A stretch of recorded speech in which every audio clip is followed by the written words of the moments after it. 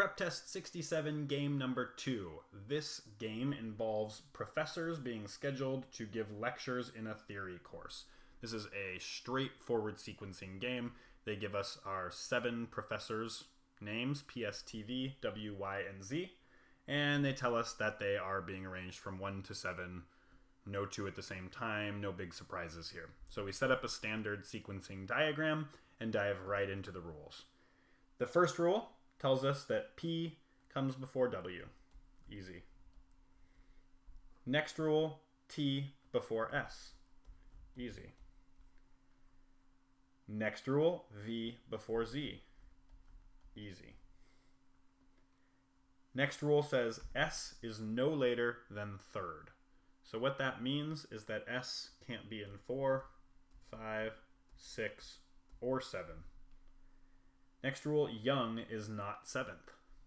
So we can't have a Y there. And last rule, P lectures first if, but only if, Y is before V. So we're going to say this is the if and only if relationship. So it's a two-way relationship. So P equals 1 if Y comes before V. All right, so a lot to work through there. Let's do our inferences in order here first. So first we're going to start with contrapositives. So we have this relationship right here, which we could translate as if V is before Y, so we've negated the second half there. We're still making a two-way relationship. We're going to say P does not equal 1. So there's one of our contrapositives. We can't combine any of our rules right here because they don't have any like terms. However, one thing that you might notice is that S has to be in spaces 1, 2, or 3, and T has to come before S.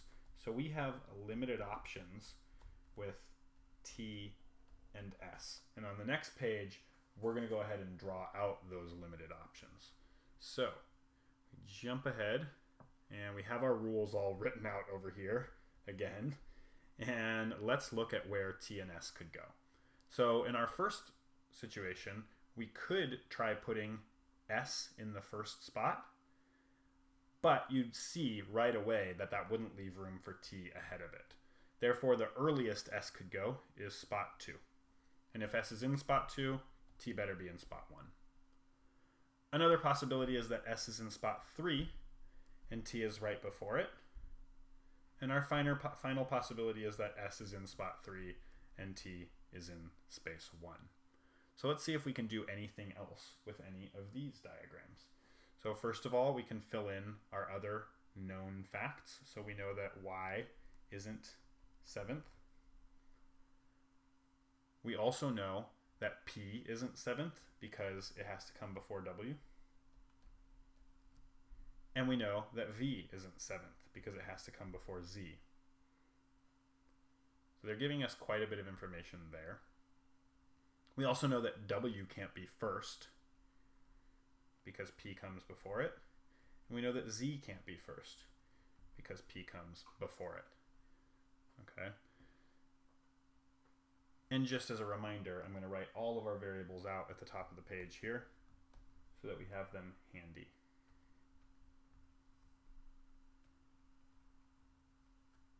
Great. So right now, our most limited spot on the board is space 7, because in space 7, we can't have YPV, T, or S. So you notice that the only things that can go at the end are W and Z. And that's probably about as far as we're going to get in terms of filling these charts in. Certainly, we have quite a bit of information to work with now, and as we jump into the questions, we'll be able to limit things much faster.